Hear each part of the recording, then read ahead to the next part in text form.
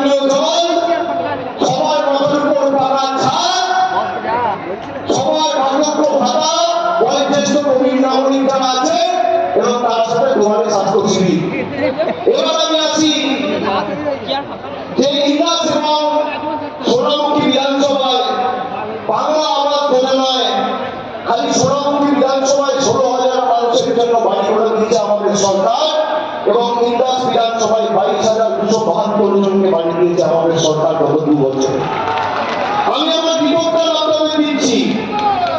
এর সাথে সোনামুখী বিধানসভায় 76,000 মায়েরা লক্ষ্মীর ভান্ডার পাচ্ছেন এবং ইন্দাস বিধানসভায় 80,000 মহিলা লক্ষ্মীর ভান্ডার পাচ্ছেন। খাদ্যসাথী প্রকল্পে 2,80,000 মানুষ সোনামুখীতে উপকৃত হয়েছেন। ইন্দাসের 3,04,000 মানুষ খাদ্যসাথীতে প্রতি মাসে বিনামূল্যে রেশন পাচ্ছেন। কৃষক বন্ধু প্রকল্পে সোনামুখীতে 42,111 জন আর্থিক সাহায্য সহযোগিতা পেয়েছেন এবং ইন্দাস বিধানসভায় 68,517 জন আর্থিক সাহায্য সহযোগিতা রাজ্য সরকারের তরফ থেকে পেয়েছেন। এবার আছে যুব সাথী, যেটা নিয়ে অনেকে ব্যঙ্গ বিদ্রুপ করে বলেছিল মমতা বন্দ্যোপাধ্যায় ঘোষণা করছে কিন্তু যুব সাথীর টাকা কোনো দিন আসবে না। ফেব্রুয়ারিতে ঘোষণা হয়েছে আর মার্চের 10 তারিখের মধ্যে ব্যাংকে টাকা ঢুকে গেছে। যুব সাথীতে 25,708 জন খালি সোনামুখীতে যুব সাথীতে 1,500 টাকা করে ব্যাংকে পেয়েছে। আর ইন্দাসের ক্ষেত্রে 26,921 জন এবং বাঁকুড়ার ক্ষেত্রে 1,07,000 যুবক যুবতী মাসে 1,500 টাকা করে ব্যাংকে পেয়েছে। মমতা ব্যানার্জির সরকার দিয়েছে। কন্যাশ্রীতে কেউ মিলিয়ে সোনামুখীতে 1,14,000 বোনেরা উপকৃত হয়েছেন এবং ইন্দাসে 1,20,560 জন বোনেরা উপকৃত হয়েছে। এবার আছি রাস্তায়। পথশ্রী রাস্তাশ্রীতে সোনামুখীতে 71টি রাস্তা নির্মাণ, পুনর্নির্মাণ এবং সংস্কার করা হয়েছে। মোট 92 কিলোমিটার রাস্তা খরচ করা হয়েছে প্রায় 35 কোটি টাকা। আর ইন্দাসে পথশ্রী 2, 3 এবং 4 207টি রাস্তার নির্মাণ, পুনর্নির্মাণ এবং সংস্কার করা হয়েছে। মোট 366 কিলোমিটার রাস্তা তৈরি হয়েছে এবং খরচ হয়েছে প্রায় 140 কোটি টাকা রাজ্য সরকার দিয়েছে। নরেন্দ্র মোদীর 1 পয়সা ব্যবহারে। আমি আমার রিপোর্ট কার্ড দিলাম। এখানে সংবাদ মাধ্যম আছে, আপনাদের হাতে ক্যামেরা আছে, ফোন আছে, আমার কথা রেকর্ড করে। বিজেপি নেতাদের চ্যালেঞ্জ, যদি তোমরা প্রমাণ করতে পারো যে বাংলা আবাস যোজনায় গত 5 বছরে কোনো গরিব মানুষের মাথার ছাদে 10 পয়সা নরেন্দ্র মোদী সরকারের অবদান রয়েছে, আমি তৃণমূলের হয়ে আপনাদের কাছে সভাপতি এবং জানাতে তোমাদের চ্যালেঞ্জ। যদি প্রমাণ করতে পারে গরিব মানুষের 100 দিনের টাকা 5 বছর ধরে বন্ধ, প্রকৃত প্রাপক যারা, যাদের বকেয়া পাওনা ছিল 24 সালে ব্যাংকে টাকা দিয়ে মমতা ব্যানার্জি সরকার মিটিয়েছে, নরেন্দ্র মোদী দেয়নি, যদি প্রমাণ করতে পারে 5 বছরে 1 টাকা দিয়েছে, 1 নয়া পয়সা দিয়েছে, অভিষেক ব্যানার্জি রাজনীতি করবে না। আমার চ্যালেঞ্জ, সকাল থেকে মিথ্যে কথা বলে যাদের দাঙ্গা আর অনুন্নয়ন আর অনাচার মূল অস্ত্র, তারা কোনোদিন মানুষের উন্নয়ন করতে পারে না।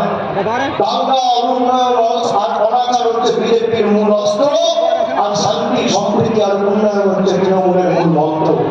তফাৎ ছিল, আছে, থাকবে। আমরা কথা দিয়ে কথা রাখার দল, আমরা মানুষকে কথা দিয়ে কথা রাখি।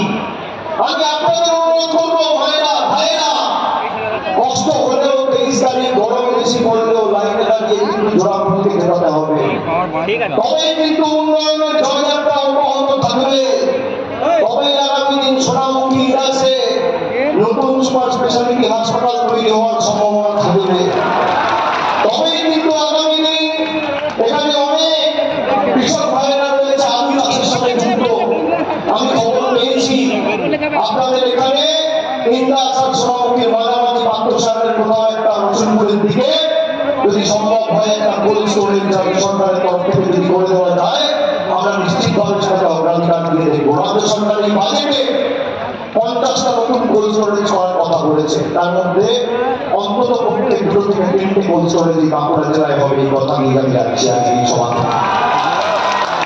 কিন্তু আপনাদের কথা দিতে হবে যে তৃণমূল প্রার্থীকে এমন ভাবে জেতাতে হবে যাতে আগামী 100 বছর বিজেপির বহিরাগত বাংলা বিরোধী নেতারা, পরিযায়ী নেতারা মাথা তুলে কোনো বুকে দাঁড়াতে না পারে, আর 100 বছর ধরে প্রার্থী দিতে না পারে। কথা দিতে হবে। আপনাদের সাথে আমাদের আর্থিক সম্পর্ক, আমার কিছু প্রয়োজন হলে আমি আপনাদের থেকে চাইবো, আপনাদের কিছু দরকার হলে আমাদের প্রতিনিধি যারা আছেন আমাদের বলবেন। আমি চেষ্টা করবো যে ভালোবাসা কৃতজ্ঞতার দিনে আপনারা আনন্দ করলেন। আমি আবার বলে যাই, এই স্বতঃস্ফূর্ততা আমি বাংলায় কোনোদিন দেখিনি। আমি সুনামুখীর কাছে কৃতজ্ঞ। আমি নতমস্তকে আপনাদের সকলকে আমার প্রণাম জানিয়ে যাচ্ছি।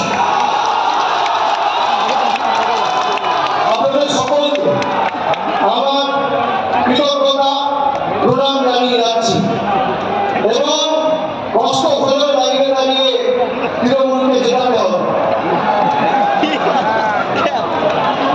আর তৃণমূলকে জেতানোর ভোট খালি নয়, এই ভোট প্রতিবাদের ভোট, প্রতিরোধের ভোট, প্রতিশোধের ভোট।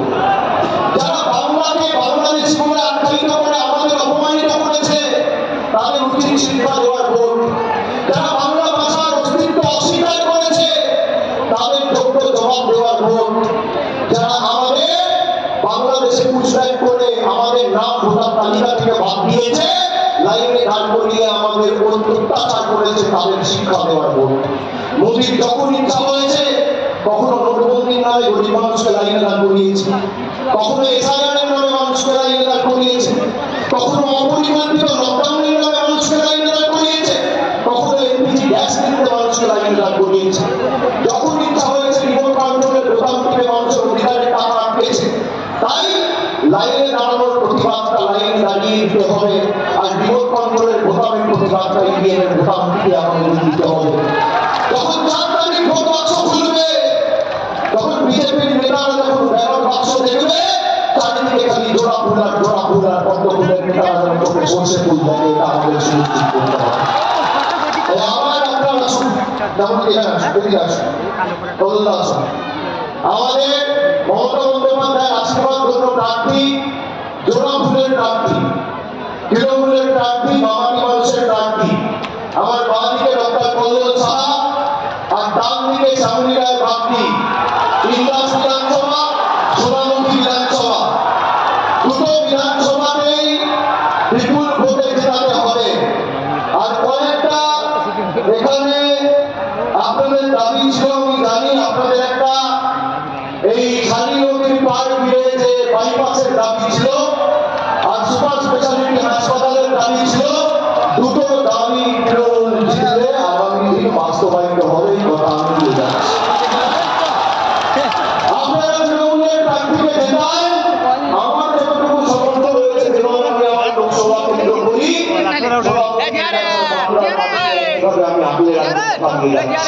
আমি সকলকে আরেকবার ধন্যবাদ, কৃতজ্ঞতা, প্রণাম জানিয়ে আমাকে আবার এখান থেকে আরামবাগ সাবডিভিশনে খানাকুল যেতে হবে। সেখানে একটি সভা আছে, এর আগে পুরুলিয়া জয়পুর করেছি, তারপর সূর্যাস্তের আগে আমাকে কলকাতায় ফিরতে হবে। আমি আবার আসবো বিষ্ণুপুরে, বাঁকুড়ায় এবং আগামী দিন আপনাদের যেখানে যা দাবি থাকবে আমার যতটুকু সামর্থ্য আছে আমি আপনার চেষ্টা করব।